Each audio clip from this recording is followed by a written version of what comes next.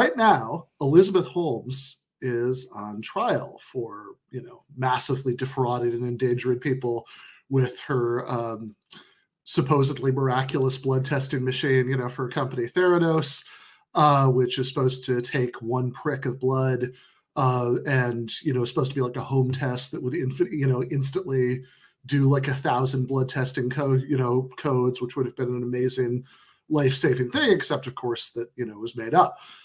In fact, it was so made up, I think we have a graphic of this, that when asked to explain how it worked, this is what Elizabeth Holmes said. Quote, I love this because this shows that she knows about as much about medical science as I do, right?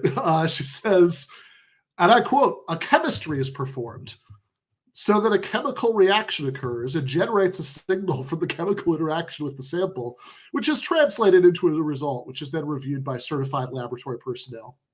So, there you go. A chemistry is performed. That's how it works.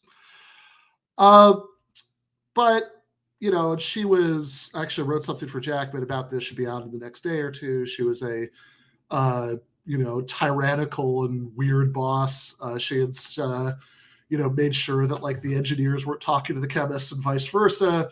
There were a lot of like dramatic summary firings.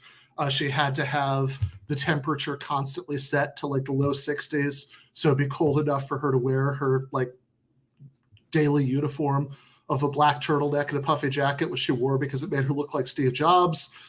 But whatever her failings in many, many other areas, one thing she was really, really good at was talking rich people out of their money. A lot of money, in fact. She had $700 million of money from wealthy investors. And quite a bit of that, like at least like 3/5 of that, came from Kissinger and his friends. Because Kissinger, he has, the estimates I saw range anywhere from a net worth of like 10 million to 50 million, something like that. But, so he's poor compared to these other people that we're talking about. But, he devoted 3 million of his possibly as little as 10 million to invest in Theranos. But like a bunch of friends, people who found out about it through Kissinger and through Kissinger's estate lawyer, because Kissinger was so excited about the project. So the Walton family, for example, about 3 other incredibly wealthy families accounted for, you put them all together, about 3/5 of it.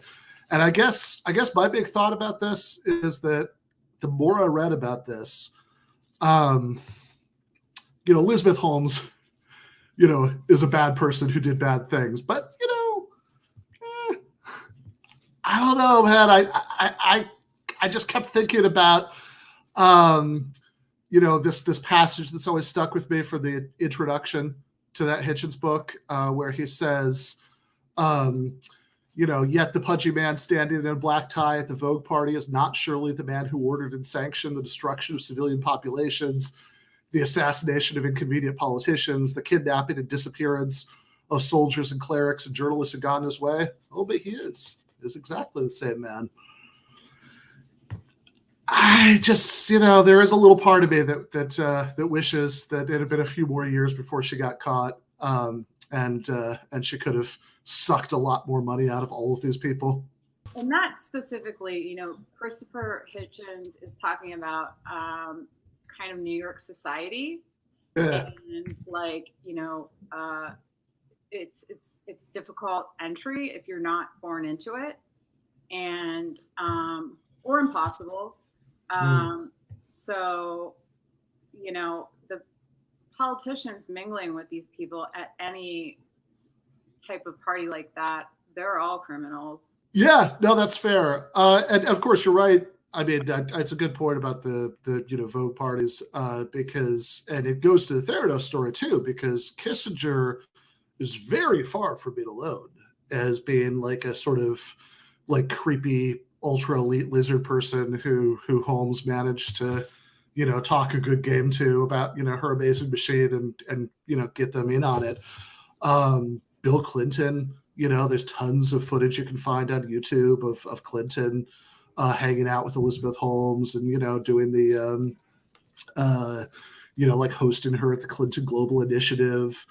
Hillary Clinton, actually, during the 2016 primaries, at which point a lot of this stuff had already come out, like still had a fundraiser scheduled at Theranos. And like there were like a bunch of like, there's a bunch of embarrassing media coverage about it before they're finally like, okay, I guess we can hold it somewhere else, but like she was, that was her gift, I guess, right? She managed to, she had the Steve Jobs uniform, the black turtleneck and the jacket. She had a deep voice, doesn't blink much, manages to sound really charismatic about the project. And I guess the one thing that does seem like a real takeaway for me for all this, and is that like there is a connection here between crazy economic inequality and the possibility of stuff like Theranos existed. Because, if she was just trying to fund this by like getting like government research grants or something, or even like loans from like a bank officer, those institutions that have to go through levels of approval bureaucracy, and like, there'd be a lot of chances for somebody to be like, wait, how does this work? It's a chemistry is performing. Can you tell us a little bit more about that? Can we have some kind of like third party, observer in here to like show us how it works?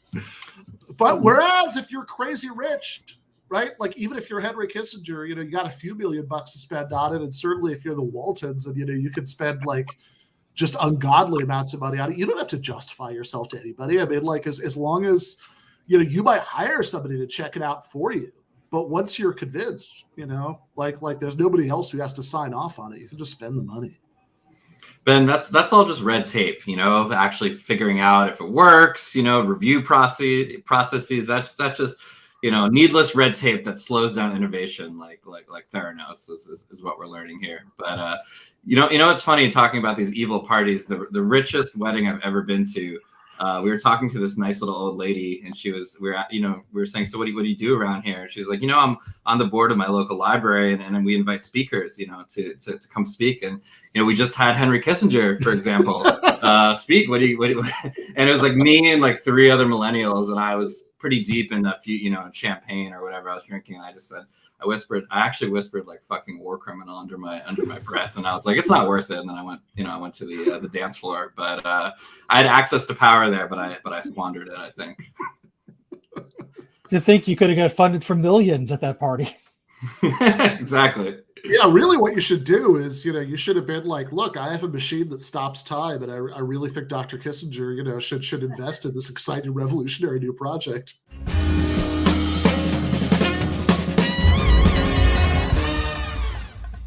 You have been watching free public content from Give Them an Argument. To access every single episode of the show, the main show on Monday nights, all of the streams, all of the debate breakdowns, all of the patron-exclusive post-games on Monday nights, all of the patron-exclusive bonus episodes every week, and much, much more, go to patreon.com/Ben Burgis. I cannot resist ending this with, don't be foolish.